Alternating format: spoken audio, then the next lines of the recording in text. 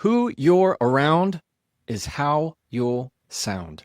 Today we are taking a deep dive. We are having an audit of ourselves, asking who in our life influences how we talk. Today we're going to break some generational curses, yeah?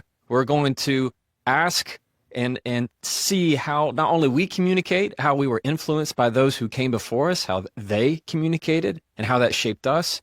And we are going to decide today, in today's episode, that we are going to do better for the next generation so that they can do better in the next generation. You ready?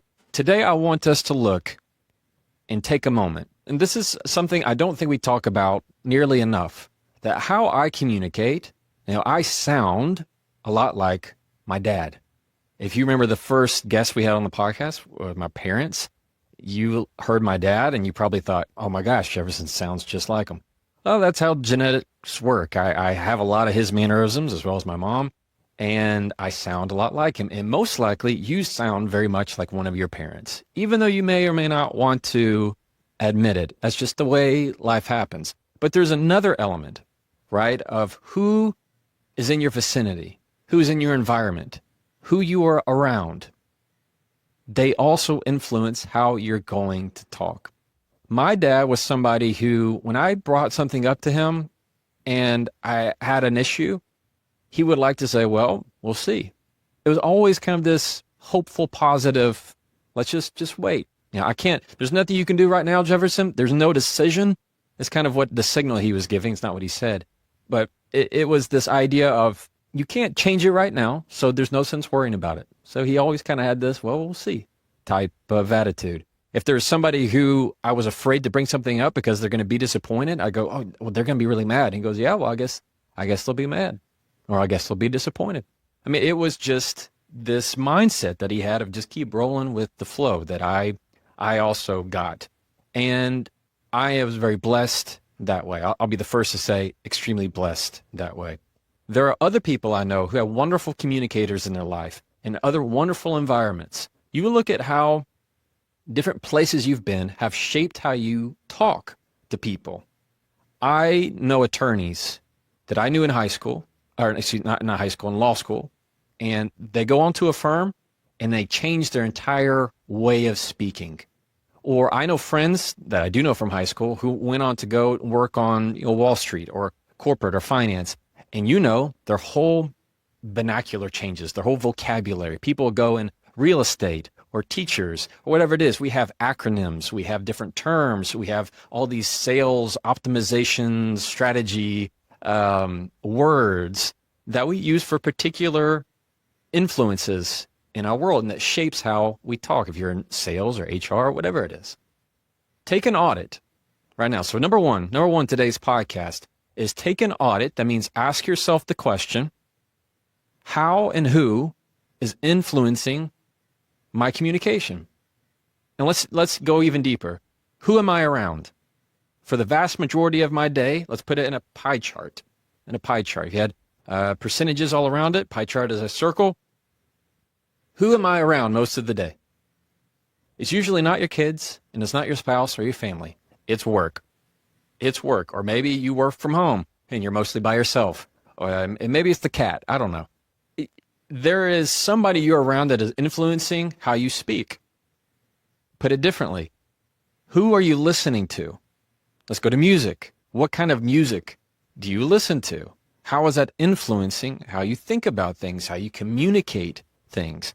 My grandfather, who's a district attorney for a long time, and he used to not be, he was in private practice, and then when he went to go district attorney, his whole vocabulary, of course, started to change, and everybody at the courthouse was what? Cursing.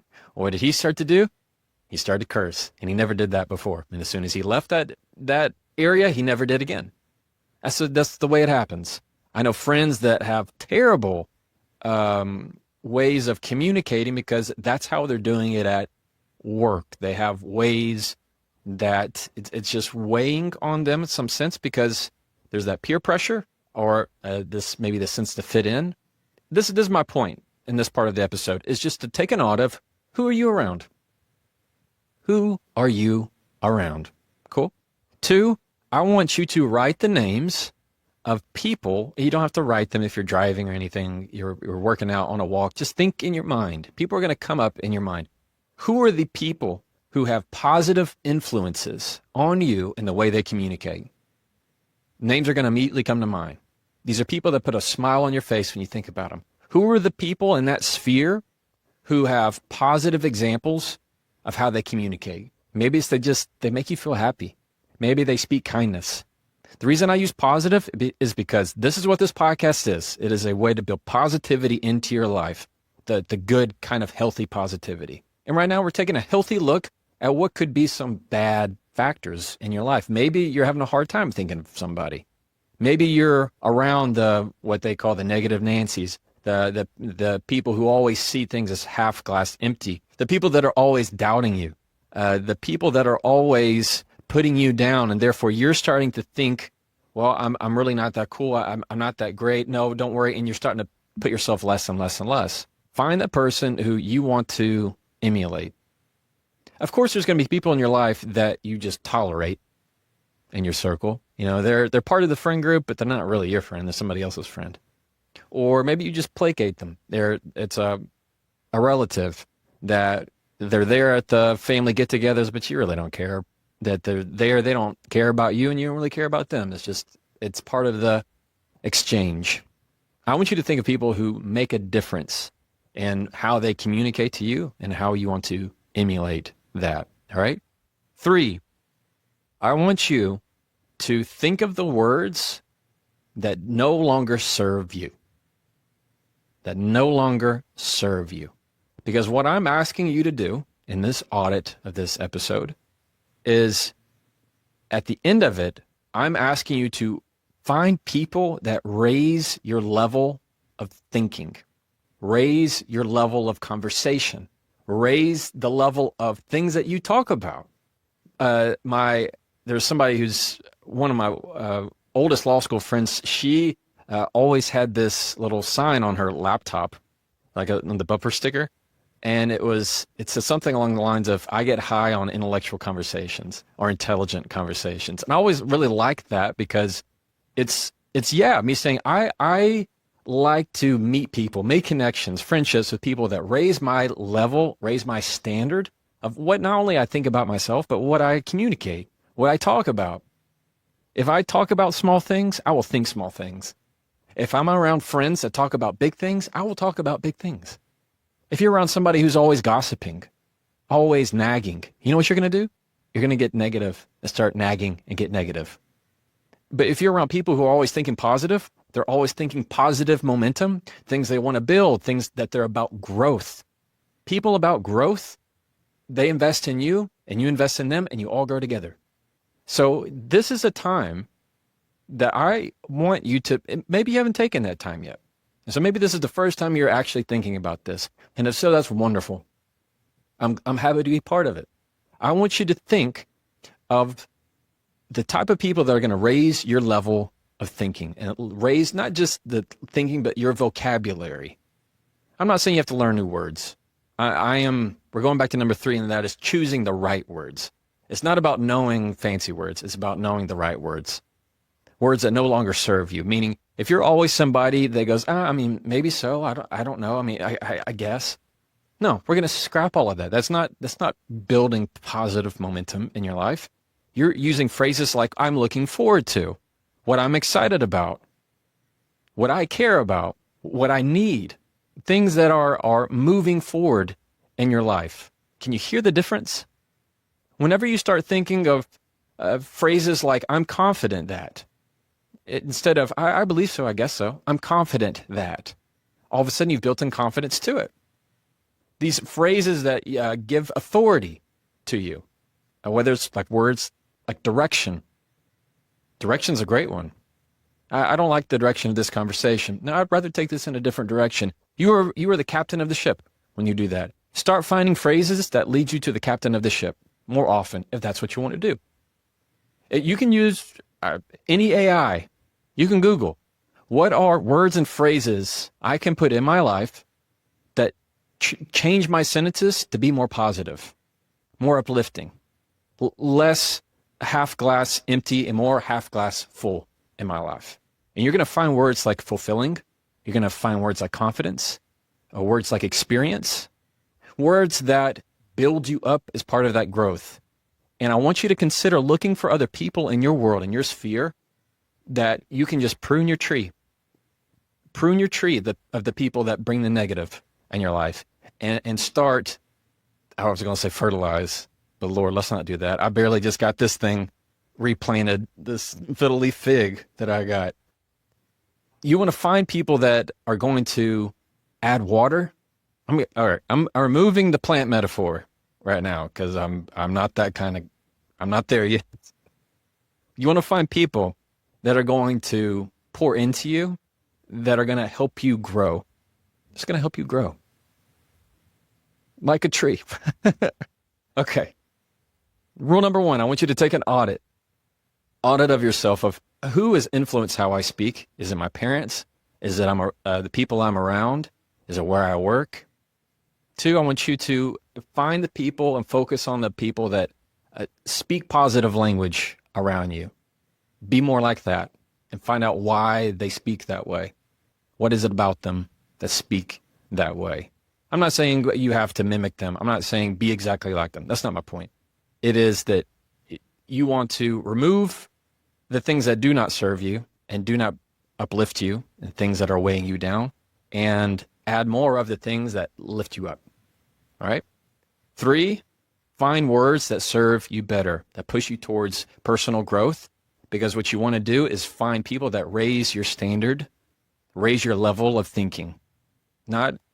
Raise your vocabulary, and not just using fancy words or using, very intelligent words. No, you just need to use the right words. And those are words that are going to bring light into your world and light into the world of somebody else. Because after all, isn't that what we're all about? That's what I'm about. How important is self-communication? What does Mel Robbins say to herself? How does Mel Robbins talk to herself? That's a fantastic question. Thank you. No, I'm serious, because how you talk to yourself matters. And I'm 56 years old right now. And how I spoke to myself, my self-talk, was very different for the first 52 years of my life from how it is now. And I heard somebody, there's an incredible woman who I'm sure you know, and if as you're listening to us you don't recognize this name, that's okay. I'm going to tell you what she shared with me. Her name is Dr. Julie Smith. And she said recently to me, she said, "Now, Mel, I want you to imagine the experience of what it would be like to be locked in a room with your childhood bully for a year. Like, how would that feel?" And I was like, awful. I mean, and if you just imagine the person that kind of picked on you, or that you were kind of afraid of, or the kind of mean person that you avoided in your school, imagine being locked in a room with them for a year. It would be horrible. And then she said, well, great. Now imagine what it would be like to be locked in that room instead with your best friend. And that obviously would be better, because you'd have a companion. You'd have somebody that you could have fun with. You'd have somebody that would cheer you up and make you feel hopeful, even though you're stuck in this room together, to play games with, to see the brighter side of things, to make you laugh. And I love that visual, because that is your self-communication. The person that you're locked in a room with is a visual example of how you talk to yourself.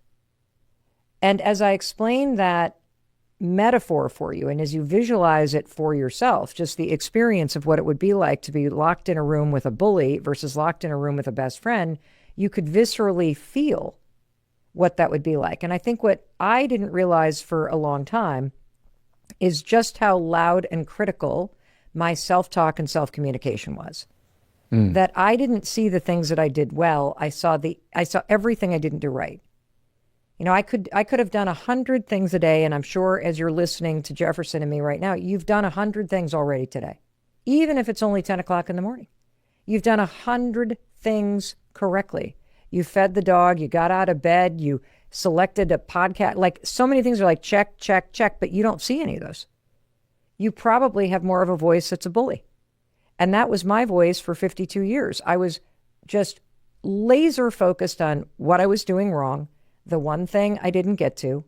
I would look in the mirror and pick myself apart. And I think that there's this mistake in society that believes that if you are tough or if you are hard on yourself, that somehow that is motivating you. It actually has the opposite effect. Like somehow a lot of us are very successful in life, or we get through the day despite the fact that our self-communication and the way we talk to ourselves sounds more like a bully than a best friend. And so a couple of years ago, through a combination of just researching a project that I was working on and getting serious about therapy and working on some things in my marriage, and really just saying, I don't understand why I've achieved all this stuff, but I am so burnt out and I feel like I army crawl through the day. And it was surprising to me, although looking back, it doesn't seem surprising when you think about self-talk as either being locked in a room with a bully or locked in a room with a best friend. It was surprising to me how long I lived with a bully in my head. And what I will tell you is this. I am still productive, but I am more motivated, I am happier, and I am able to see the things that are going well because I have changed the way I communicate to myself. I love that. Yeah, thank you for taking on us on this like 360 journey. I love Dr. Julie Smith, whose new book Open Wind is out and is wonderful. So much of how you put yourself out there. You're very open about your anxiety, the self-doubt, so many things that you didn't learn about yourself until much later in life. So what would you say to the person listening to us right now who, if they were in the room with us, would say, Mel, I'm getting close. I feel like I am on the edge right now. I've almost hit my limit. I am at a place where I feel lost. What would you say to that person who is struggling right now? And where do you draw from to give them the encouragement that there is more for them ahead? So there's a number of things I want to say. First of all, if you can admit to yourself that you've had it and that you're stuck, or that just the way that life is going, it's just not working anymore. What I'm going to tell you, and this is going to sound awful, is congratulations, because that's step one. Yeah. Step one of changing your life is having the courage to admit to yourself that the way that your life is going right now and the way that it feels for you no longer works for you. That's it. See, I think I misinterpreted what stuckness was for a long time. I thought stuck meant I'm still. No.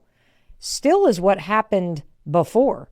That's when you were going through autopilot and you're sort of just going through the motions. When you get to the point where you're like, I've had it, I'm stuck, I'm frustrated, I'm lost, I feel scared about this, that's good news, because it means the energy inside you is starting to rattle around. You're no longer on autopilot. You just woke up and went, this doesn't work. And so I want you to, first things first, pat yourself on the back, because you have declared that the way that life feels isn't how you want it to feel. And that's step one. And you can't change your life without actually doing that first. So that's why I'm going to say, give yourself credit for recognizing you deserve more than where you're at. Number two, I have found that in moments like that the most important thing that I can do next, once I say the way that my life feels no longer works for me, I need to do something. I deserve to feel happier. I deserve to feel better. I deserve to look at the next chapter of my life and build something that makes me feel a little bit better and a little bit prouder of myself. So once you do that, here's what I want you to do.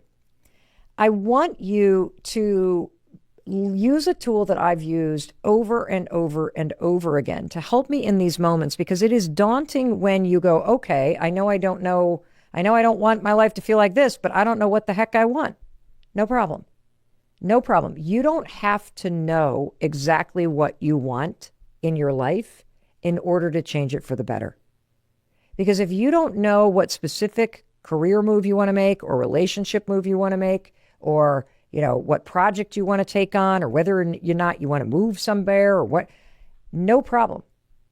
Because the single best project to take on when you don't know what to do to change your life is take on improving yourself. So make it a project to either improve your health, or make it a project to improve your mental health, or make it a project to learn a new skill. And the fact that you have chosen to find time to hit play on this episode and invest in listening to something that could teach you how to be a better communicator, that's an example of what I'm talking about.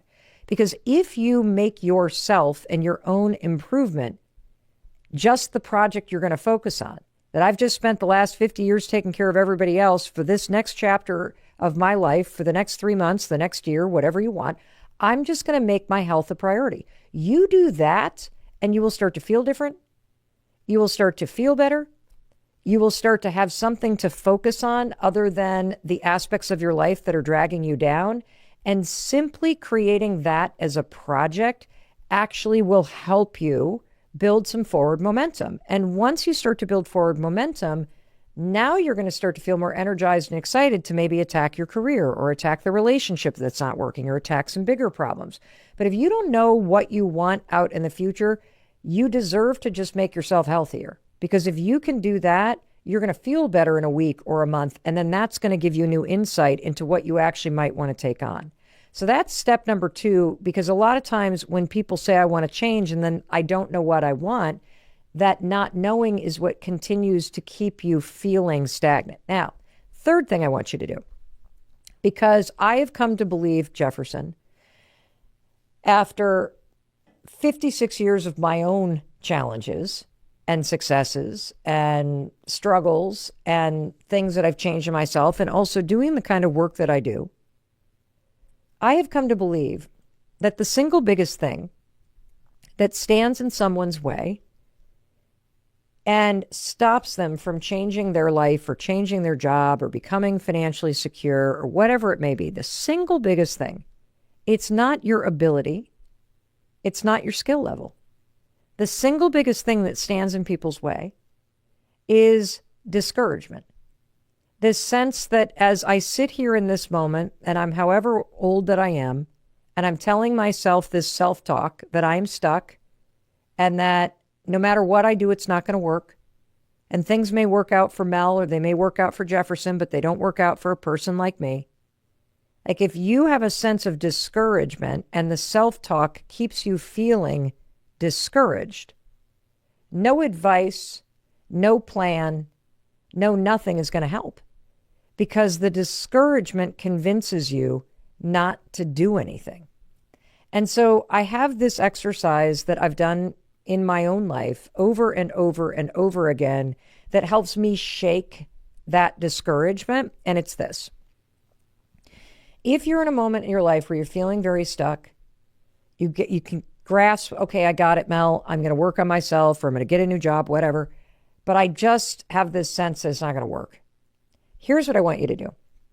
I want you to look backward and look all the way back through your life. Because when you look backwards through your life, what you're going to notice is that your life is this meandering path of things that have happened, good and bad to you, that have all led you to this point. And even your lowest, scariest, saddest, most heartbreaking moments were still part of the fabric of experiences that led you to this moment.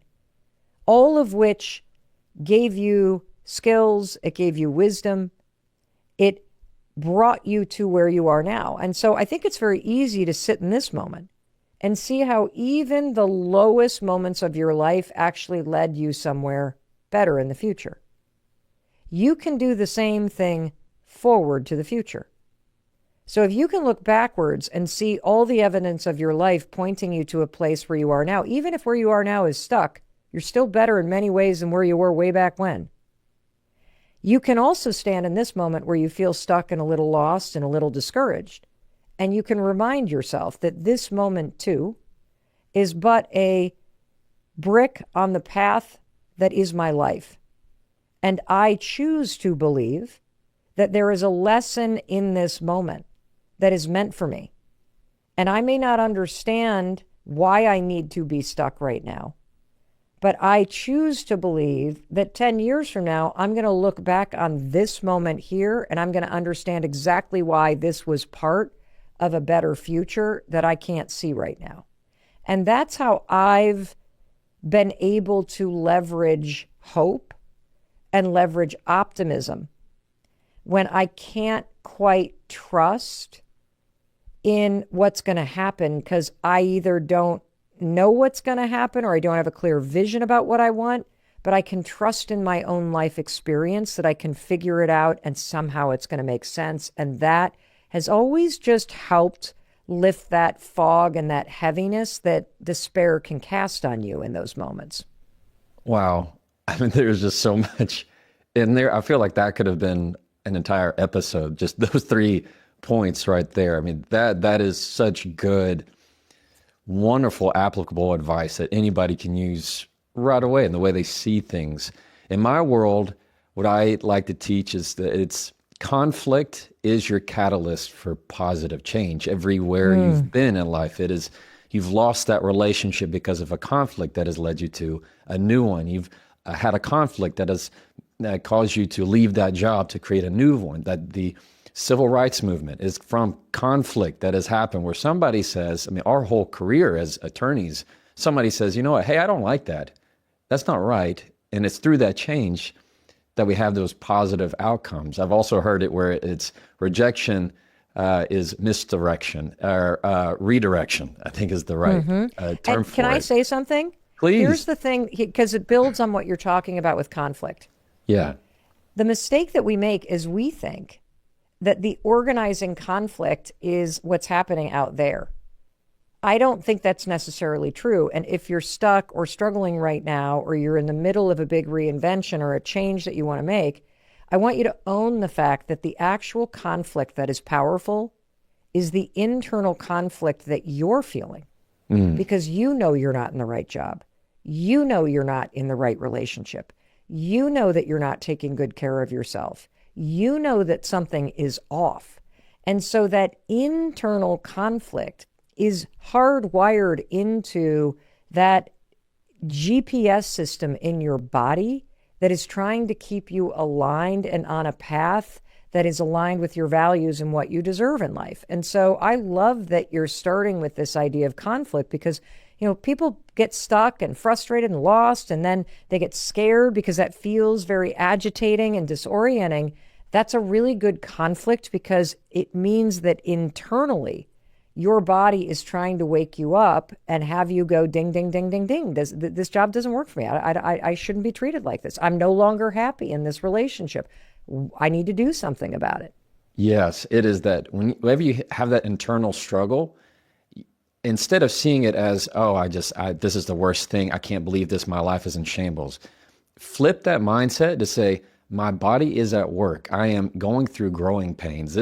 I am coming out on the other side of it. My body is preparing me to be a different person. It is the metamorphosis of how you're going to be growing. I mean, it is, you are in your cocoon at that moment. I mean, so I love that concept.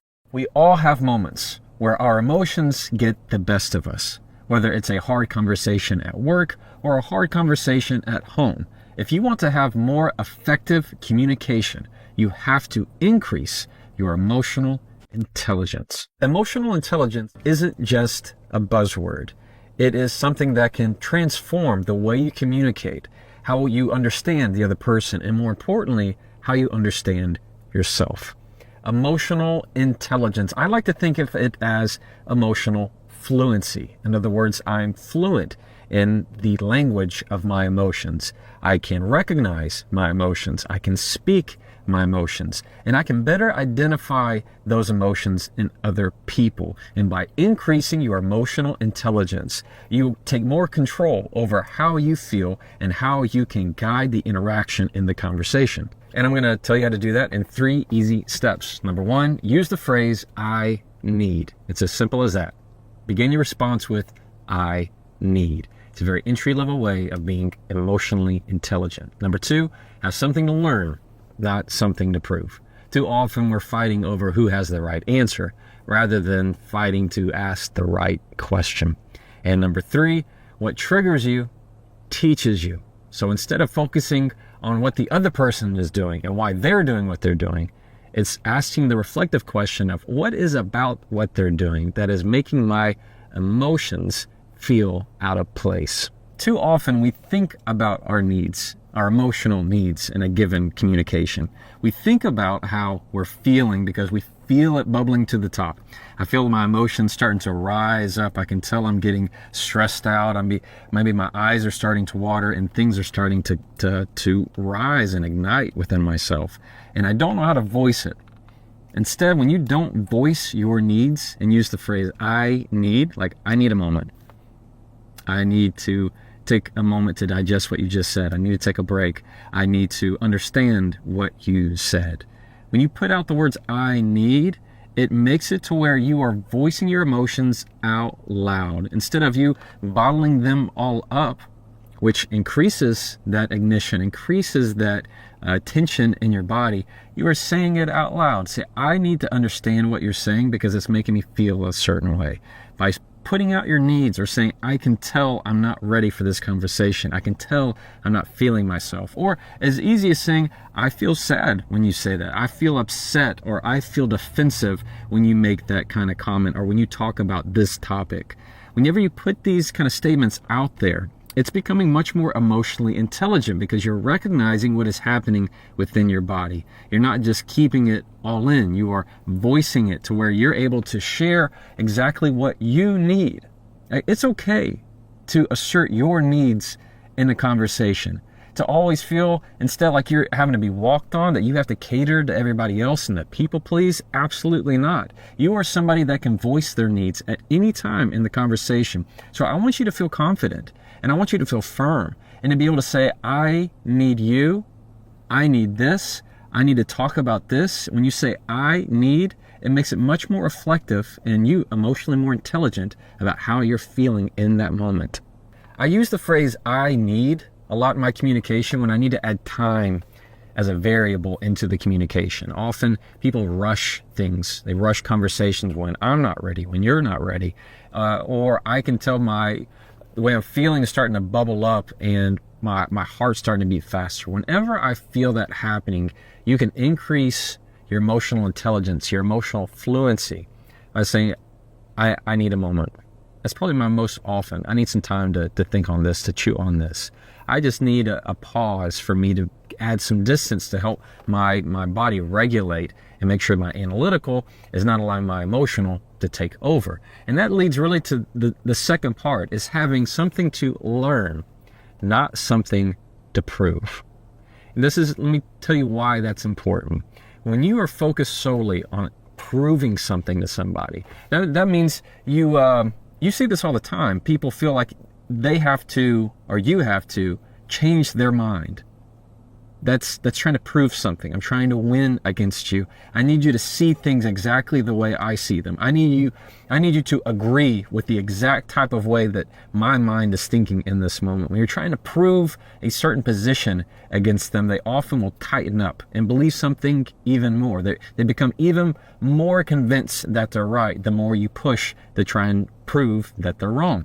So instead, you become much more emotionally intelligent when you realize that's happening within you, and you kind of become, water off a duck's back is what the phrase I grew up saying. Is water off a duck's back. In other words, you just let those kind of problems and emotions bead off of you to understand that you are much more concerned about what to ask them, the question to ask. And that means you have something to learn. When I can go into a conversation with somebody, especially when it's heated, and I can say to myself, am I trying to prove something or am I trying to learn something right now in this moment? You see how I can even tag that together? Hey, I need to pause for a moment. Even 5 seconds, I can talk to myself and say, am I trying to prove something or am I trying to learn something right now? And too often it's me trying to prove something. And I can flip the whole dynamic of the conversation when I focus on what's something that I can learn about them, something small, rather than me trying to force feed them my opinion and then getting upset that they don't take it hook, line, and sinker. Instead, you have something to learn, not something to prove. And number 3, lastly, what triggers you teaches you. Now, this is one of my favorite phrases to talk about because it is so true, as much as I sometimes wish that it wasn't. And that is when somebody has triggered you. In other words, they've done something that is bringing up this negative, adverse reaction to you, and you feel triggered by what they've done. Often, the first place we point the finger is at them. They say, I can't believe you did that. How do you dare do that? Why would you do that? You should know that what you did is going to affect me that way.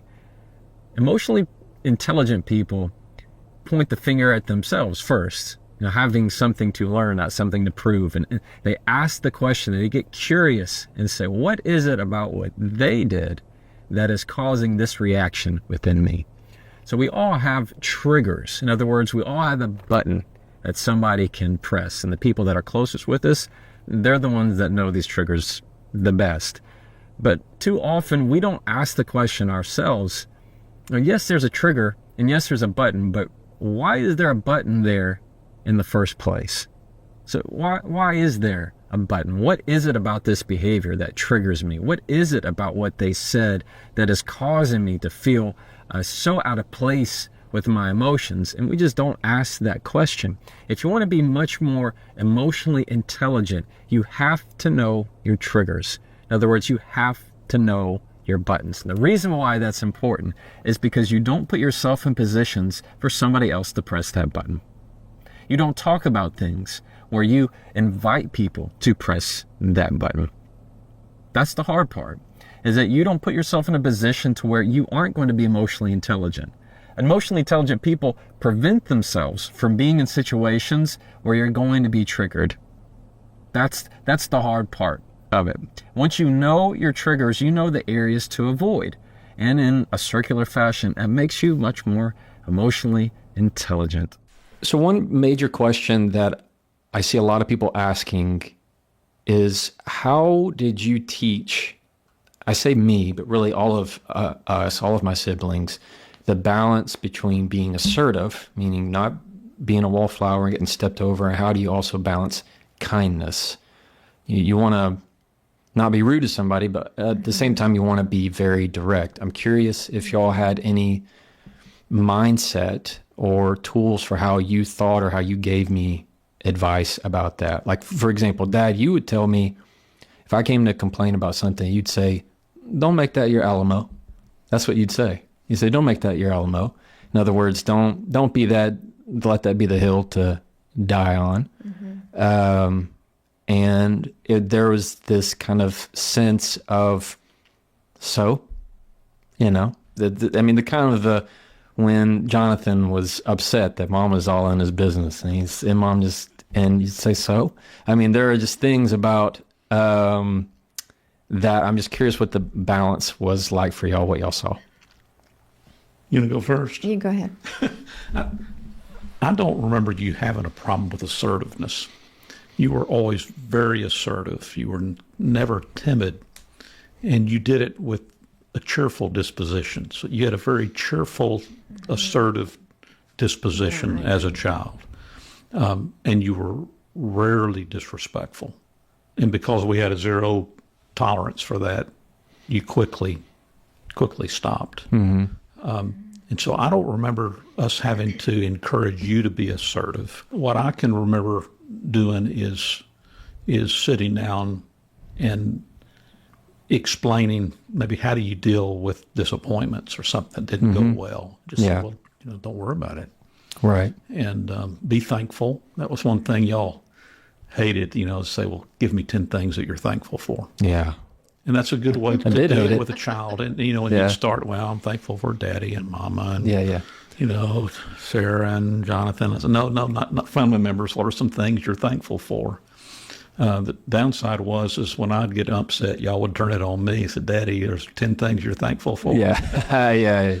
Turnabout was fair play, but y'all really were. Y'all were sweet children. And I give that to your mama because she demanded respect not only for herself and for the parents, but for y'all to respect each other Yeah. and to defend each other and to be kind to one another.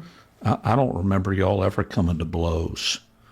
No, that was never in the question. No, that was not going to happen. And every now and then y'all would and but she really did a good job of saying that's enough. Yeah. How did you see that, Mom? Maybe not with just assertiveness, but on top of like how you, when we say zero tolerance policy, like what was your mindset of how you would handle me or any of us when we said something that was disrespectful, which I'm sure was very few times, Mama. I remember saying, you're not going to talk to me like that. That's not acceptable to me. Yeah. You say, yes, ma'am, no, ma'am. And sometimes it's not only what you say, but the tone, Yeah. and I'd say you better watch your tone. Yes, that's true. Would you like to say that again? Yes. A little bit more respectfully. Yeah. Yeah. Mama would always say, let me tell you something. Let me tell you something. Let me I tell you did say something. that a lot. I can remember you being just in your little infant stroller. Yeah. You were a very strong-willed child. Right. Not in a mean way, but you were very strong-willed. Y'all all were. And you'd go over and start, knocking off the magazines and even from a very Right. young child would, just not hurting you, but spat your hand or say, no, don't do that. Yeah. And then you'd go back and you'd do it again and would have to discipline you then again and discipline you again and maybe do it 4 or 5 times in a row. And finally, that 4th or 5th time, you go up to it and look at us to see whether we're watching. And we'd just look at you and you'd pull the hand back and you'd scoot off and do something different. Yeah. In his walker. In your walker. I mean, that's when you were those little bitty walkers. months old. And so Yeah. I think that we were consistent. Yes, that's part of it right there. Being And that's what's so hard for parents is they'll do it a couple times or say, well, I'm going to count to 3. No, we don't do that. If I tell you to stop, stop. And if you don't, then there's a little bit of not Yeah. being abusive in any way, but there's a repercussion. But you were a people pleaser in the sense that For you sure. wanted your parents to be happy to you. And Yeah. in fact, that's what you would say when you were a child. If we would discipline you, you'd say, please be happy to me. Yeah. Be happy to me. And you Yeah. want to be held. And so you wanted to please us. And so it hurt your heart to know any displeasure. Right. And so but it's important for children to know the boundaries. Mm-hmm. And it's important to be consistent. Yeah, to be And consistent. it's so hard for a parent to stay consistent. Yeah. They do it a couple times, it's just worn you out. Kids are looking for boundaries. And they're always going to push them. Yeah. And you want them to do that. It means there's something, they've got a strong personality, Which is good. which is good. You just got to mold it Right. in a way that's helpful without breaking their spirit. And you can Yeah. do it. Yeah. You're not Yeah. going to break their spirit by spatting their hand.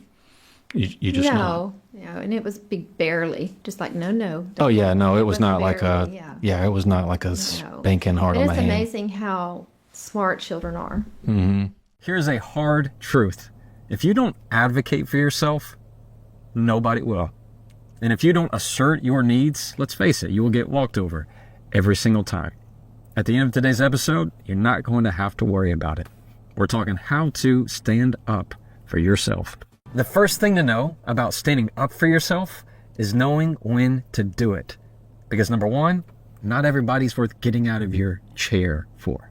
It is a know your worth mentality. And we're going to talk exactly where you need to go in your mind leading up to these conversations. Number two, get rid of the verbal disclaimers. These are little statements you say before you say what you need to say. Like, hey, I'm sorry, but I just feel like maybe we're going to talk about getting rid of those and how to do it. Number three, stop justifying the no's. Stop having to feel like you need to explain yourself on and on just because you turn somebody down. When you do that, it takes away slowly from your self-confidence, and I don't want to see that. Now, maybe nobody's told you this, but just because somebody has said something does not mean that it requires a response from you. Just because they throw a pitch doesn't mean you have to swing. You just let it go by. There's this idea in our head that because somebody gave us an opinion, we have to give an opinion back. That's just not true. When it comes to standing up for yourself, it is often the person that is not worth your time that you don't need to give attention to. And often that's the exact opposite of what we do. We find ourselves trying to justify and explain to people that do not matter in our life, the people that rank low in our priority list, but yet we feel like we have to prove something to them every single time that we talk. Eliminate that concern. When people play chess, it's expected that you're going to take a pawn. Nobody freaks out about it. Nobody loses their mind when somebody takes a pawn because they know the value is not the pawn. They can take a rook. Okay. They want to take a queen. That's different. Understand that there's going to be lots of different conflicts in your life, lots of different conversations. They are not all the same. The feeling you get by talking with certain people, those friendships, where they rank in relationship to you, they're not all the same. So what I want you to understand is stop attending every argument that you're invited to. Just because somebody gave an opinion and said something to you, you have the choice of just letting it go. Saying that does not require any response from me. That is not worth my time. That's why I say it's a know your worth mentality. Before you stand up for yourself and feel like you have to say something, ask the question, is this person worth getting out of my chair for? Is this somebody that actually needs part of my energy? Because there is a strength and a wisdom in conserving your energy and protecting your peace. So the next time that happens, I want you to go through that filter and ask yourself, is this person worth getting out of my chair for? Because I know my worth. And please understand that goes for anything that they say. Just because they spew out garbage does not mean we're in the business of picking up trash. Let me say that again. Just because they spew out garbage does not mean that you're in the business of picking up trash. You can politely tell them where it should go, and it's not going to be on you. So understand that part of protecting your peace is understanding, I know what they're saying is not worth my time. I'm going to take it and set it aside. Personally, what I do in my own life is I have a waste basket. All right, I have a trash bag right next to me in my mind. And if somebody says something I don't like, rather than me feeling like I have to throw it back to them, and I have to pick up that trash, that gross, nasty thing that they said and give it right back to them, I just take it and I move it over and put it in the trash. You can say like at a computer or a laptop, you just get it, you drag it over, and you put it in the recycling bin, and then you delete it. You don't have to worry about it. You don't have to carry it. So understand, just because they throw out garbage at you does not mean that you're in the business of picking up trash. When you have to advocate for yourself, part of that mindset is knowing how to go into it. Too often, there is a hesitancy to say what you need to say. We treat it like it's I don't know, what do they have, like the cold plunge or a pool that's filled with cold water. If you tiptoe into it, it's much worse. When you don't say what you need to say right out of the gate, and instead you slowly walk into it with these little disclaimers, what I call them. This sounds like, hey, I just feel like I need to say this, I guess. And maybe I'm talking out of pocket here, but you ever heard that? You ever said that before? Where you say, yeah, I mean, listen, I'm sorry, but maybe, I'm just feeling more like you are trying to hesitate saying what you need to say, like you want to smooth it over. You want to hedge to make sure nobody feels like you're being too direct with it. But when it comes to asserting yourself, when it comes to stating your needs, nobody's going to do it for you. Remember, you're the one that has to be bold and out in the open with it. So think of it as that cold swimming pool. If you walk right into it, it's going to not feel great. It's not going to look smooth. It's not going to feel smooth. You either have two choices. You don't say it at all, or you jump right in. When you see people doing that cold plunge, they don't walk right into it. They don't slowly go into it. They put their whole body into it. So I want you to get used to that idea of, I'm going to put my whole body into this thing. If I have something to say, I'm going to say it. I'm not going to feel like I have to apologize for it. I'm not going to feel like I have to be hesitant and hedge the whole time. If it is something that is on your heart, and it is something that is truly asserting your needs in your life, you have one chance, one life, and this is it right here for you to be able to state your piece, assert your needs, and say what you need to say. Now, another part of this is often when it comes to standing up for yourself, it happens in moments where you need to say no to something. You need to turn something down. Maybe somebody's invited you to something, you got offered something, and you need to say no, but you don't know how to say it, and you're just not sure you can advocate that you need to say no. Now, we're going to talk later in this podcast about how to say no to certain things, how to decline something and still be respectful, how to disagree and still be respectful about it in those little bitty specific scenarios. Here, this is the point I'm making, of that there are times when you have to say something and they need to hear you say no. And there's a difference between saying no because after the end of it, using that word because to justify it, and just saying no. For example, let's say you asked me a question and I just said no. No. Versus no. Because, I have that thing that we talked about, and, I got to make sure that I take care of this. And it's just been really busy lately, and I've just been so stressed, And so, I have that other thing, You see how it's much weaker? All of a sudden, I've added 3 more sentences after the no, and I've slowly watered down the place that I need to assert my needs. If I need to say no to something, I need to say no. So eliminate that habit of always saying no because. It's just no. And if they need to ask other questions, they're free to ask other questions, and you're free to say no again. I want you to feel empowered, all right, on this idea of just because they asked me something does not mean I have to give them something. Just because they told me something does not mean I have to have an answer for something.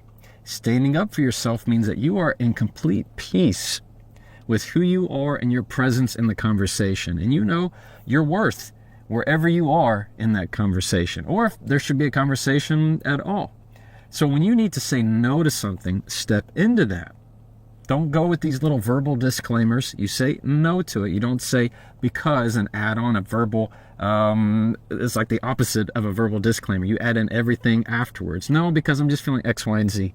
You don't need that. The word is no, period. What lots of people like to say and what I support is no is a complete sentence. How do you stand up for yourself in the times where you know you should? The biggest thing to know about standing up for yourself is knowing when to do it.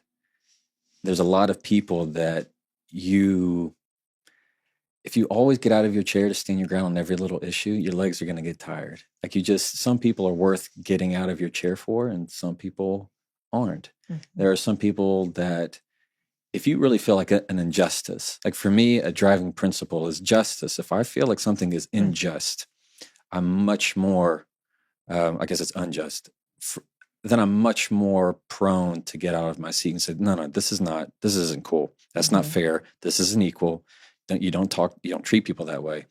But if you're the yippy dog that always barks at every car that goes by, it's that same principle of really nobody's gonna listen nearly as much. It's the walk quietly with a big stick kind of mentality. I mean, when you want to stand up for yourself, it is this truth of knowing that I can choose to say nothing, and a lot of times that is far more powerful than anything I could say. If you're going to say something ugly to me, and then I just let it hang, it's one of the most powerful things you can do is to look at them as if there's nothing that you said that could ever harm me, and then they just don't do it as much. You're telling them it's not going to be fun for you if you go down this road with me. Interesting. Where did you learn that? A lot of it is my upbringing. So in the book I talk about I'm the oldest of 4. I'm a 5th generation trial attorney. So I've seen a lot of trials, heard a lot of trials, and I just had a weird childhood a wonderful childhood where I'd get picked up from school. like get put in the corner of my dad's deposition while he finishes, or to watch the end of a closing argument. Then, as the oldest of four, I had a lot of experience just resolving conflict, plenty of conflict between brothers and sisters. I'm the oldest, I have my sister, and then my two younger brothers. And then a lot of it is, you'd think it was law school, but it's not. You have trials, but trial is probably one of the most important ones, because it's, let's say you're my witness, and let's say you're against me, you're adverse, and I have to cross-examine you, meaning I have to prove that you're wrong on something. Now, as you already know, there's another attorney who's going to be ready to jump in and object to every question I have. You have a judge that's going to roll in the evidence if my question passes. You have a bailiff, court reporter, and then there's probably 12 people, if we're in district court in the state of Texas, that are going to all be listening to everything that I do. And it's not so much the question I'm asking, it's how I'm asking it. So I could be saying something, and let's say the other person objects, judge rules against me. If I act like I'm really upset about it, they're going to think, oh, that's bad for his case. If you say something and I act like it really hurts me and I get mad, like, oh, that's not true, they're going to know, oh, this is actually bad for his case. It's this way of processing information with the understanding that there are other people in the room. Even if you don't know it, even if you're not seeing it, there are other people that are always paying attention to what you're doing. So trial almost sounds like it's like communication poker. Oh, that's a good way of putting it. Yeah. You have to play the hands that you're dealt. So let's put it at that. I can't choose better facts. I can't choose the law that I'm wanting to use. And the same way, it's not really winning.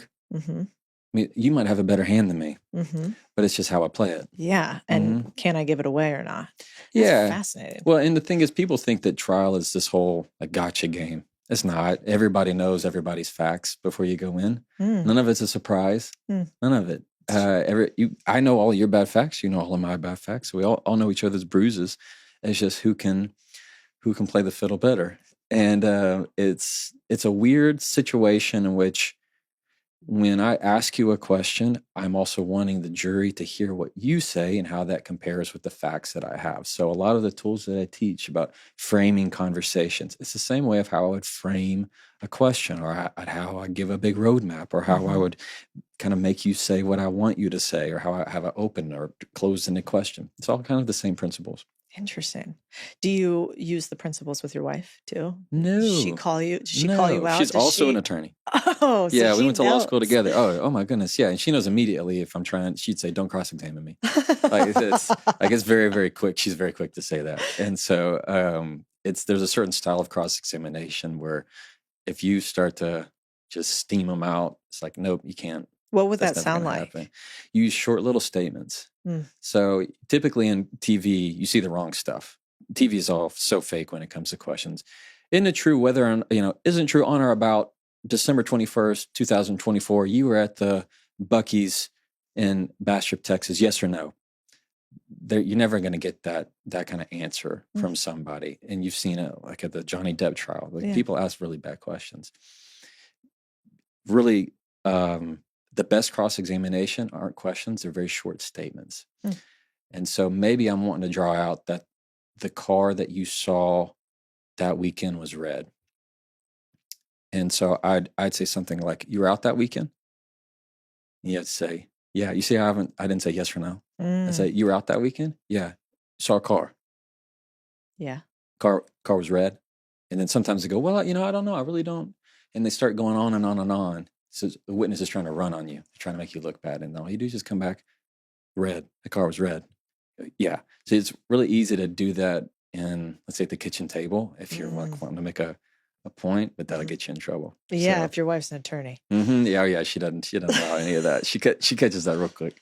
Yeah, my husband does the opposite. He does the CIA method, which is often saying things like, like I'll be like, hey, did you do X, Y, and Z? And he'll be like, X, Y, and Z. And then I'll be like, yeah, when I said that we were going to do this. And eventually he'll just keep asking the question back, like, oh, did I do that? And finally I'll either just get annoyed and walk away because I don't think he's understanding me. And it works beautifully. Like the mirroring? Yeah, exactly.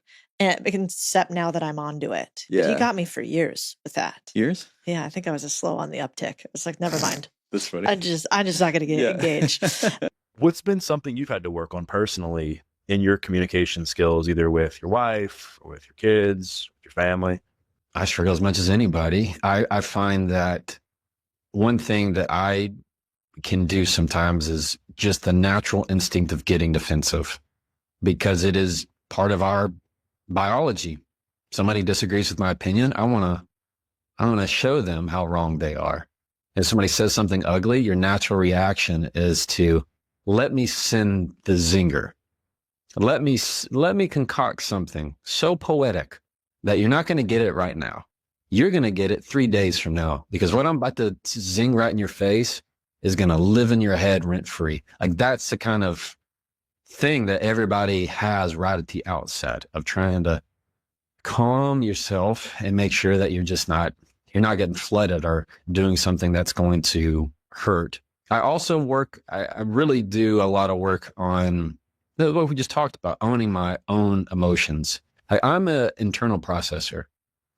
So my wife is an external processor, very external. So she wants to talk about all the things at all the time, and that's how she explains her reasoning and thoughts. She likes to talk out loud.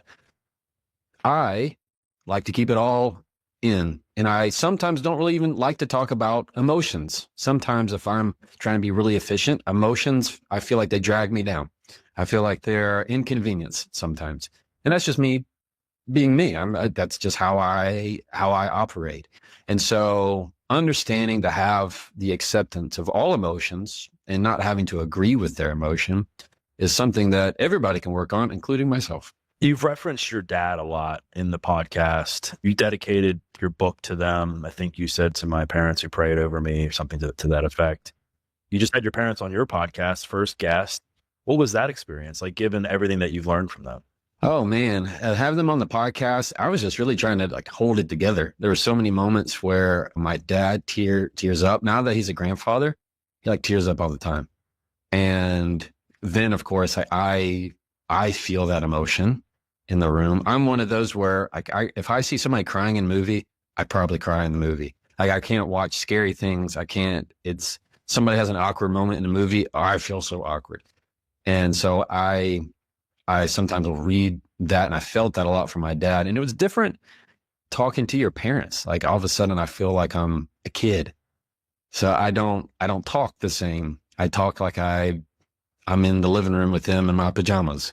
So it's just a different dynamic where you feel a lot more comfortable. And it was a little bit more intimidating because I'm asking them kind of about myself and how their thought process was. And I'm not trying to make the episode all about talking about Jefferson, but at the same time, people are curious of how are your parents?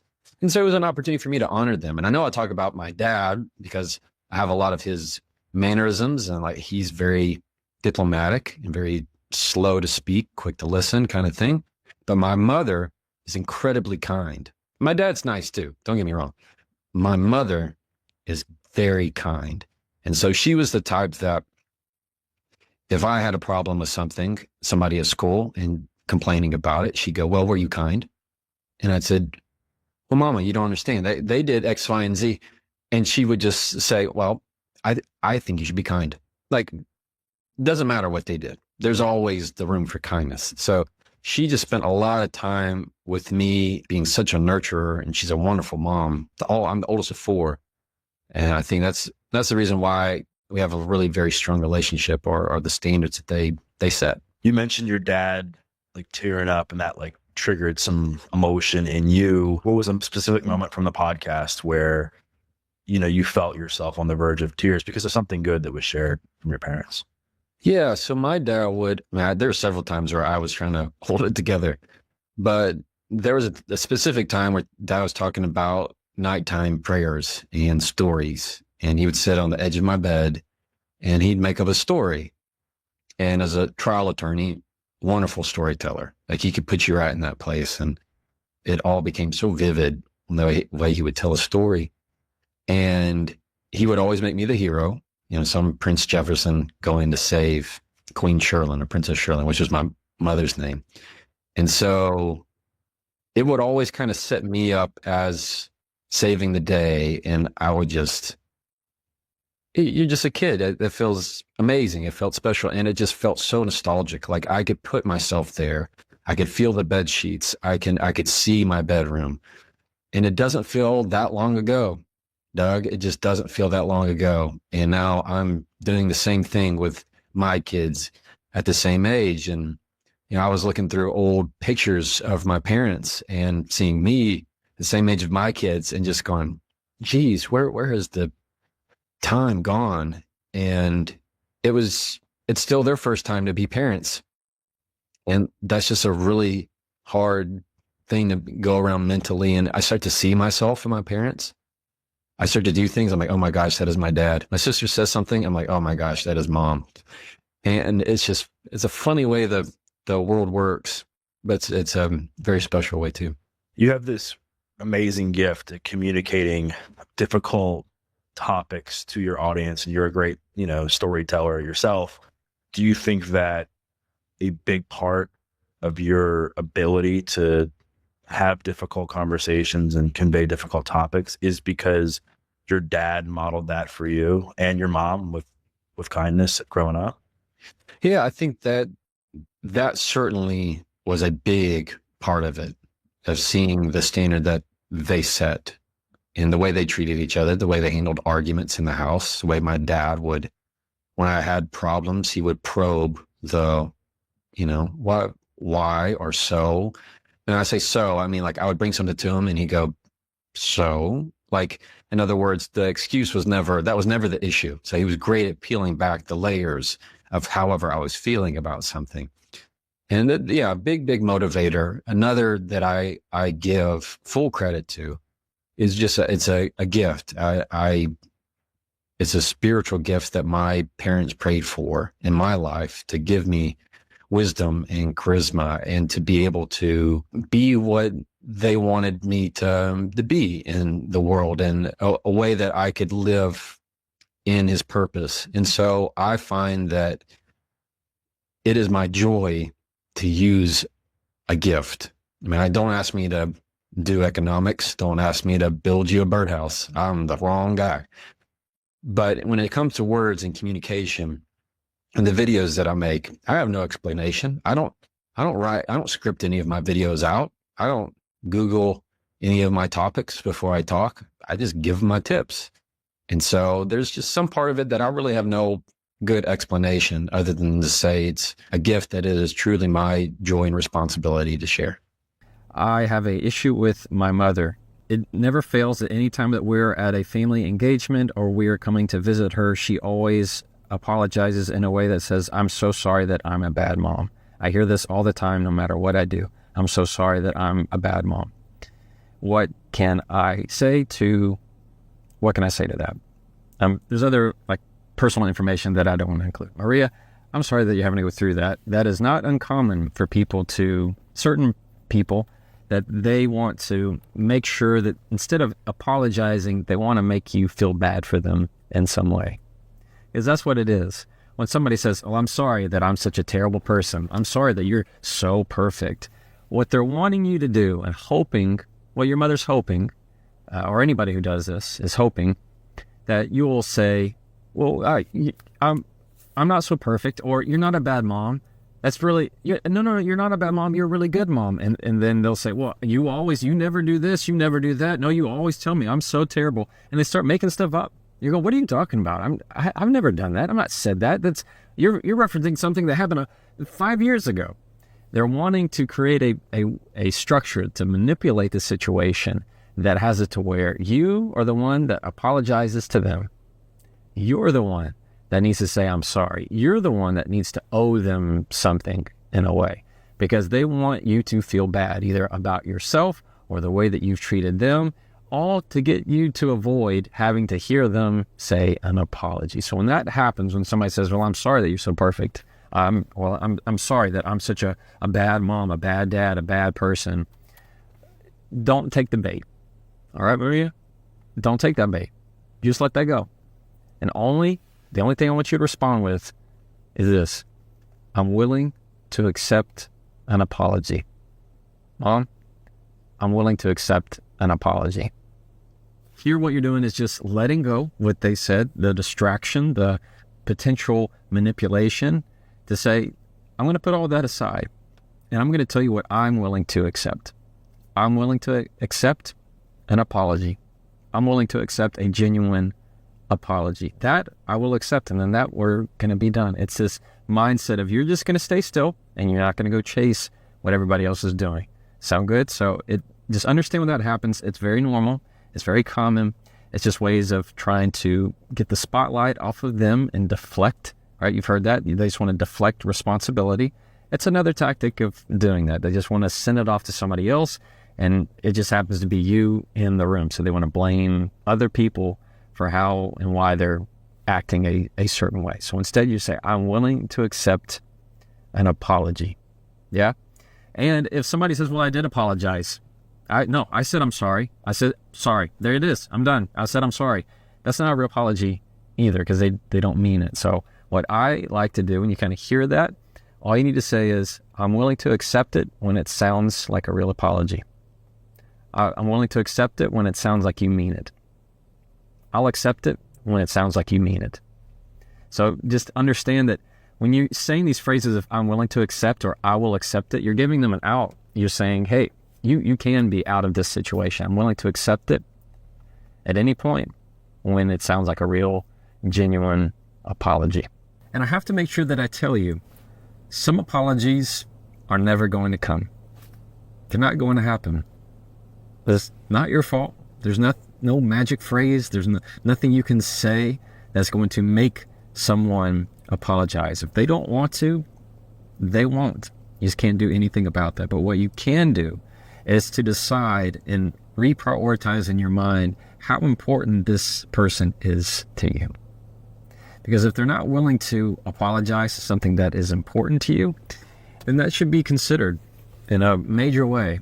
If they truly do care about you and want to be in your life and want to be the better part of your life. So understand that some apologies aren't going to happen. That doesn't mean that you've done something wrong. That doesn't mean that you're a failure. It doesn't mean that any of the blame should be placed on you. That's just not going to happen for some people for any number of reasons and any number of contexts. But I want to make sure that I tell you, when they refuse to apologize, don't keep digging a hole that you're never going to find water in. Don't try to force it when it's just not going to happen. If you need to, you can say, hey, is there a chance that we can have another conversation where we can talk about how I need an apology from what just happened? Maybe if you postpone it in a certain way, because sometimes people don't want to apologize in the moment, to say, I will apologize. I'm not ready to right now. That's valid. That's a real feeling. But to totally dismiss you altogether and say, I'm never apologizing for that. I'm not apologizing. I've done nothing wrong. I'm never going to apologize. You need to, instead of continuing to force it and pressure and make it look like you're pleading for this apology, what you really just need is an acknowledgement that they know what they did. That's really what you want at the end of the day. You just want them to acknowledge. Because apologies often are really for you, so that you can understand and hear that they acknowledge what they did and they acknowledge the consequences of it and those repercussions. So make sure and hold your ground. And if they don't want to apologize, that's not your fault. Bad apologies are never fun. They're extremely frustrating. It makes you want to just scream out loud sometimes, but instead we're just going to keep ourselves calm and cool. And remember, when you hear bad apologies, go back to the mindset of where are they trying to take me and how can I bring them back to it. So if somebody says, well, I'm sorry that you feel that way, number one, you're going to respond, you don't need to apologize for my feelings. I need you to apologize for what you said. If they try to make something, number two, that's conditional, to say, I'm sorry if you feel that way, you're going to go back to number one. You don't need to apologize for my reaction. I got that. I'll control my reaction. I need you to take accountability for what you did. And if somebody is trying to push off that responsibility altogether, understand that it's okay to just let it go and understand where that person is in your life and how important they are to you. Bad apologies, never fun, but you handle those tips, you get a hold of those tips, take them to heart, you'll be able to do it better next time. The right compliment can change your entire day. A bad compliment can ruin it. But how do you give a compliment? How do you accept a compliment? And what do you do when the compliment is backhanded. On today's episode, as you can guess, they're all about compliments. The next time that someone gives you a compliment, here's what I want you to do. Number one, instead of downplaying it, you're going to say thank you and tell them what it means to you. For example, if I were to say, oh, that's an awesome looking shirt, instead of saying this whole thing, oh, I got it at Dillard's off the sales rack, or this is so old, I got this 7 years ago. You're going to say thank you. That makes me feel good. I like it too. Number two, instead of dismissing or deflecting the comment, you're going to say thank you and tell them that you appreciate it. For example, if somebody were to compliment you at work, instead of saying, it was nothing, or I'm just doing my job, you're going to say thank you.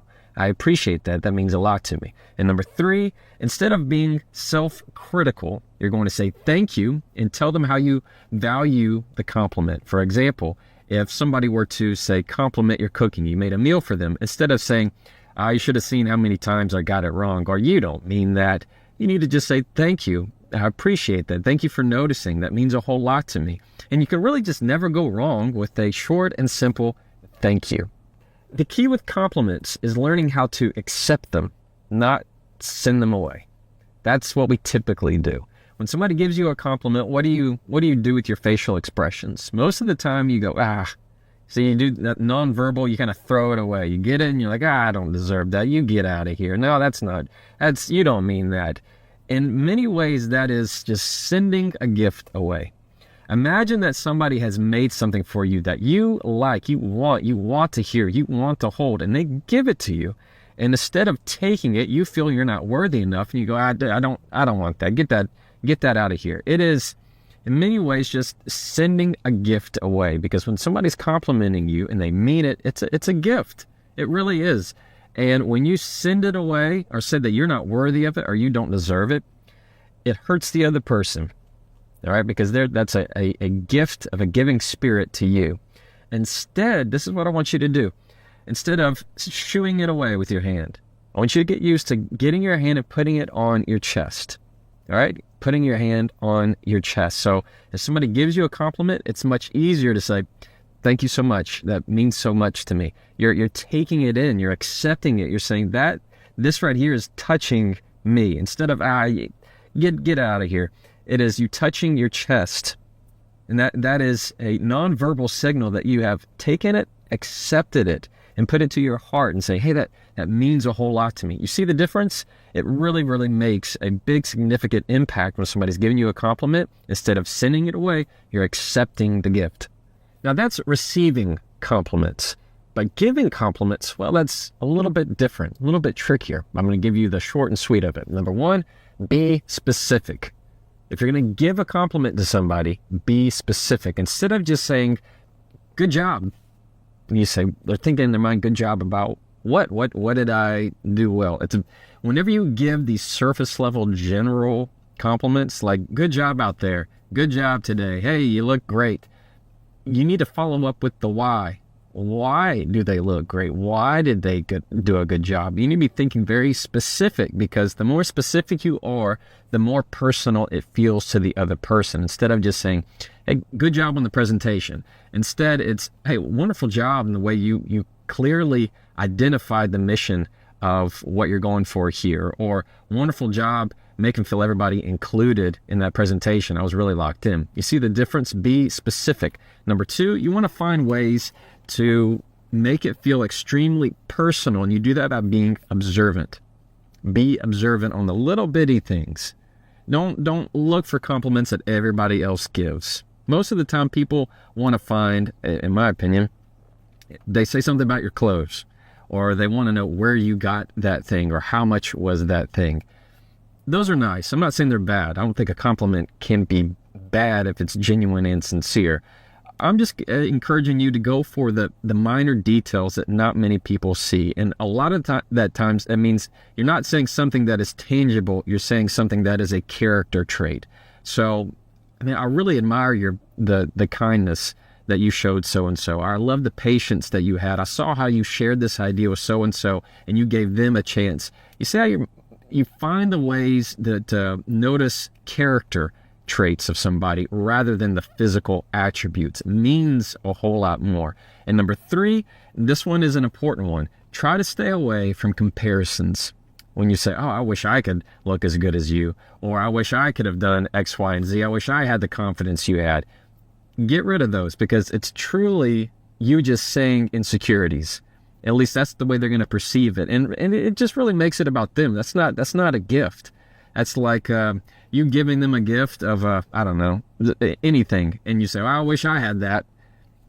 You're the one that's supposed to be giving the gift with a full heart.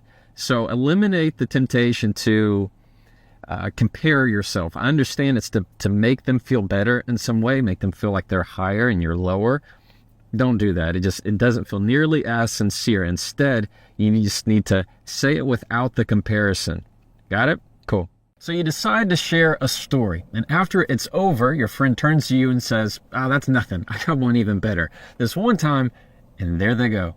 You've just been one-upped. What do you do in that situation, and how should you handle it? That's what we're going to be talking about on today's episode. Now, in case you aren't familiar with the term, you're certainly familiar with what it feels like. One-upping is where you say something, and somebody else has to make what they say sound bigger, better, and more impressive.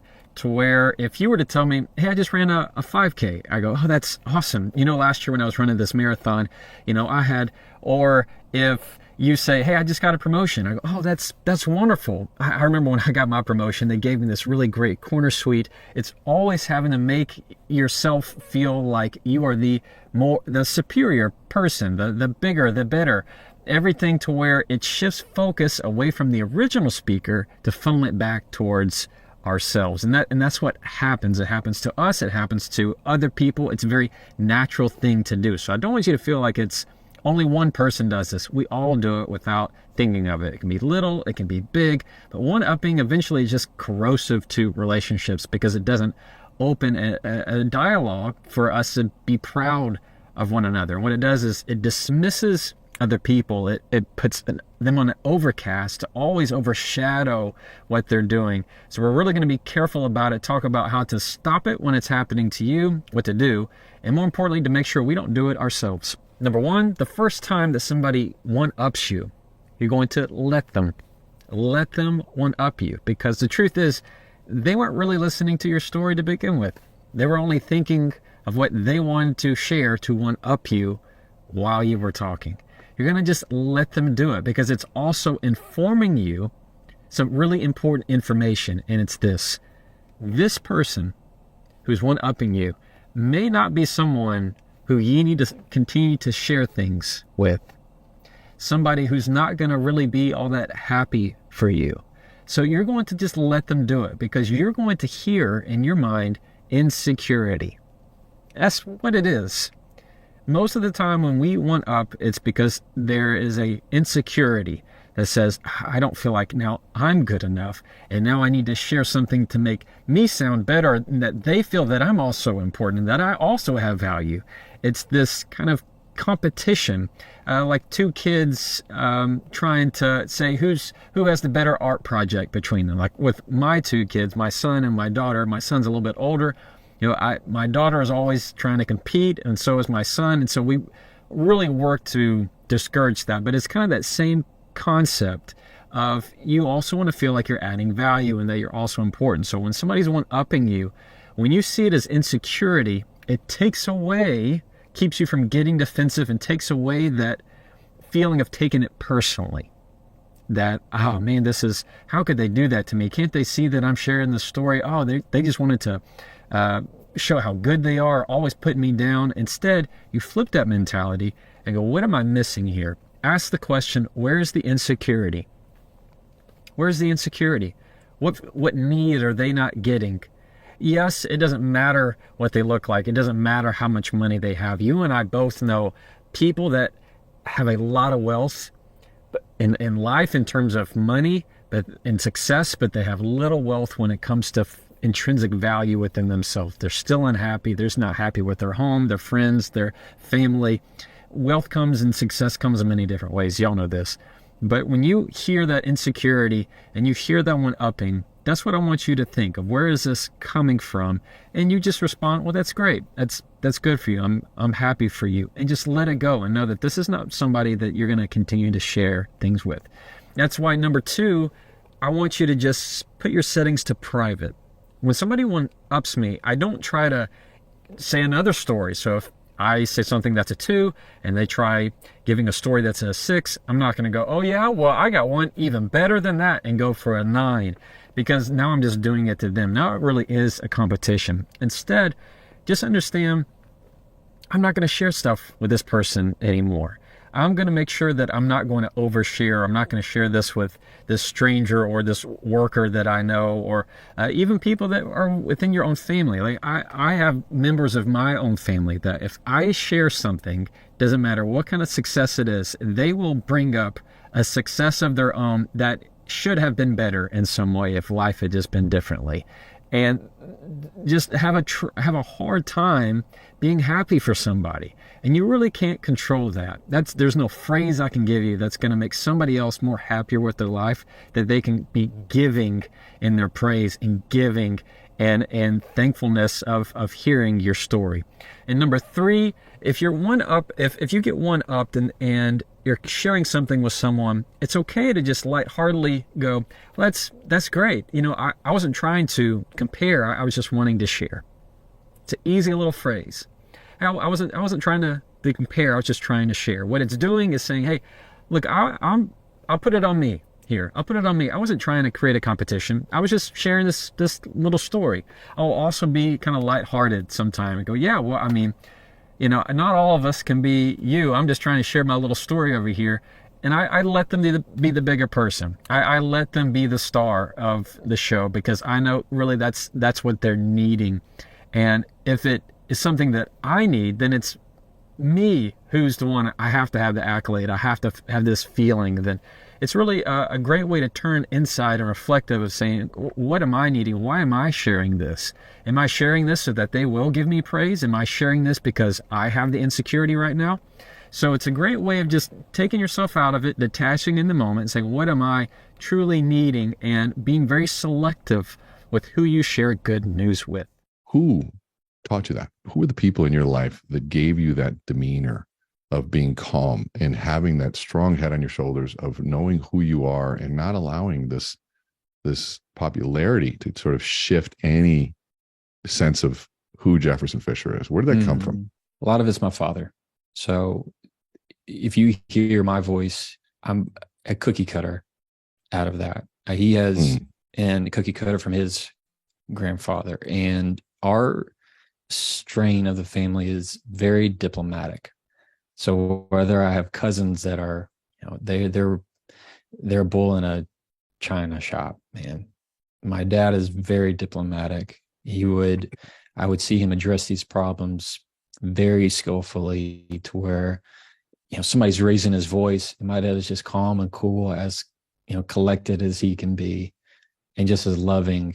And man, they just deteriorate. They just turn to putty in front of him. I love it. And I get a lot of that from him. I mean, you have to think, he's an attorney. I'm 5th generation attorney, Renee. So there's just a lot. And I'd get picked up from school, and I'd go sit in a corner while my dad continues on with his deposition. So I got to see that. I went to trials. I mean, there's just kind of part of that lingo, part of my experience, my upbringing. The kindness element is my mother. My mother is exceedingly kind, very intuitive. She's very good at reading emotions. So my dad early taught me the issue that you hear is rarely the issue. He would tell me that I get in arguments with my mom as a teenager, and he'd say, listen to me. That's not the issue. It's not that she grabbed at you about, you know, leaving this out or doing this. It's a different, and it's this issue. And I'm going, oh, okay. It's repeatedly him giving me these little lessons of how to handle not only my mother when I'm being an angsty teenager. I'm the oldest of 4, and so I am the role model to my siblings. I love being the big brother. And the kindness element was from my mom. My mom was very giving, very sweet. I'm blessed. I'm blessed to have 2 wonderful parents. I love that. When you think about like a lot of the work that we do is really uncovering people's origin story and helping them understand where that comes from. And not everybody gets a chance to have two parents that bless them that way. I mean, it's unfortunate, the rarity, which is why I think it's so great. Like I was talking to somebody, I was like, I was saying, I'm so glad that Jefferson is getting this level of attention. Like it makes me so happy because you're bringing something that is so needed in such a chaotic world right now, where there's a subtle strength to how you do it, and there's showing that it doesn't have to be this overabundance of macho energy, but it's as masculine as can be, but yet carries the feminine kindness at the same time. So that the combination of both of those intersecting is such a powerful place to be, where in today's world we've lost sight of both of those, I think. And where also people are getting attention for the lack of depth because they've hit on all of the dopamine triggers that get the immediate, like the simple sugar, the fast high of a post that doesn't carry much depth. And yours is not that. It is what I believe where the world is moving towards. And even if it's not moving, darn it, we need to move it towards that and show people that there is a depth to something. And so I just so happy to see it. And so when we go back to this and you go, and I'm sure you as an attorney, you see all sorts of backgrounds and backdrops, and you having to lead from that perspective, saying somebody's, especially personal injury, they're probably scared to death. Am I going to get the money that I need? Am I going to be able to pay for this? You probably find people that are taking advantage of the system. In fact, let's just go. You ever get into that question where somebody is just taking advantage of the system, and what do? I don't take them as a client. Like you, Renee, I've developed a very good skill of reading people pretty quickly. And I can tell by a phone call, I can tell by meeting them if they're not being true. And if they're not, I do not take them as a client. I don't care how much money it costs me. I don't care if their case is a good case. If it's not somebody that's going to align with me and my values and the values of my firm, not going to happen. So I just kindly tell them I'm not going to be able to take their case, because I mean, to be able to advocate to other people, you take on their problems. You take on, you're wearing their shoes to really be able to effectively advocate for them. And to do that, I want to be with somebody I care about and somebody I can rally behind and let the jury see that. But you're right. The people who are scared to death, I have to train them every day in how to deal with conflict, because I'm essentially just sending them off into the woods to the wolves for people who are going to cross-examine them. So I have to take from A to Z, equip them to be able to perform well. It's so good, man. I just think that we need guides in our life, and at all aspects. We need health guides to get us healthier. We need guides, parenting guides, and then we need legal guides too. There's the legal world is a scary place, man. It's a scary place, and to have good people that can do that. And I think if you're listening to this, ask yourself, what guide role do you need to play? Like, where is the leadership role for you in this, and how can you find that place that you are so clear on what your values are that you can easily say no. I asked him, I go, what do you do? He goes, I don't take him as a client. There wasn't any thought process. There wasn't any dancing around it. It's just a sense of clarity of this is what we do. If it's in alignment, we do it. If it's not, we don't. And to develop that level of clarity, you got to know oneself. And I commend you for that, my friend. And I just want that to be even a further example for anybody listening, that this is, we can lead no matter where you are.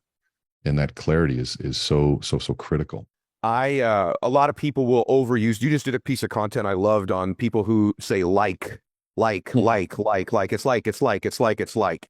In my case, I have this reliance on literally. I overuse the word literally, right? I've just noticed it listening to my stage speaking, listening to podcasts. I literally use literally too much. So let's just take somebody even who uses the word like. I mean, and by the way, and everyone listening right now, you probably have a phrase or word that you use way more than you realize, right? They do. And so I'm wondering about any strategy or tactic. We could even stay on like if you choose, but should people be aware they do that to some extent as well? And I want to say literally, so I'll just let you answer. Well, yeah. So, they're all adverbs. They're all adverbs. Words that end in ly, or they they try and do things in sentences that add a lot of fluff. So like is one of them. So just, literally, essentially. I have a best friend who will always start a sentence with, so basically, like you don't, those are both adverbs. It's very easy to do because we use that in social casual conversation. If you want to eliminate using the word like all the time, swap it for the word because. It forces you to move the conversation forward.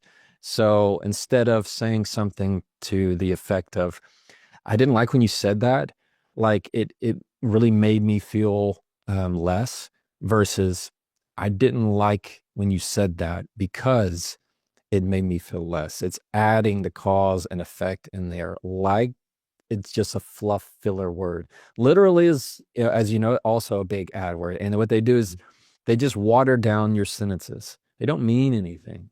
My one that I have is just, which is not great either. So you can tell the difference of somebody going, hey, just want to check in, versus I wanted to check in. You remove the word just, it doesn't sound nearly as hesitant. The biggest thing with adverbs is you find a way not to use them. Like literally, there's not a flip or a word I would say you need to replace it with this. It's just not using the word. That's a lot easier said than done. I'm trying to catch yourself. And there's nothing wrong with them in casual conversation. It's when you're wanting to be assertive, when you're having to have a really important conversation, that literally kind of just clogs up the sentence because they don't know what to do with it. They hear it. Like there's a difference between if I were to say, so like, I mean, literally and maybe you don't think this way, but so I was just thinking like, but essentially, and you're like, what are they saying?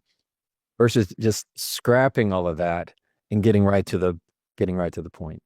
What if you were all just a little bit better at all of this? I just want you to think about it. Just if you had a tool chest full of these things, that you're just a little bit better at all of these things. You're a little bit more persuasive. Your content on social media is a little bit better. You're a little bit better in front of a crowd. Your interpersonal relationships flow just a little bit better. Think about the implications of this in your life. And are there many things you could do that could increase the quality of your productivity and your happiness more than what we're describing right now, or instantly? Because I don't believe that there is. Literally, no pun intended. If you enjoyed that clip and want to see the rest of the conversation, you can click right here. Or if you want to see the latest episode of the Jefferson Fisher podcast, click right here, and I'll meet you there.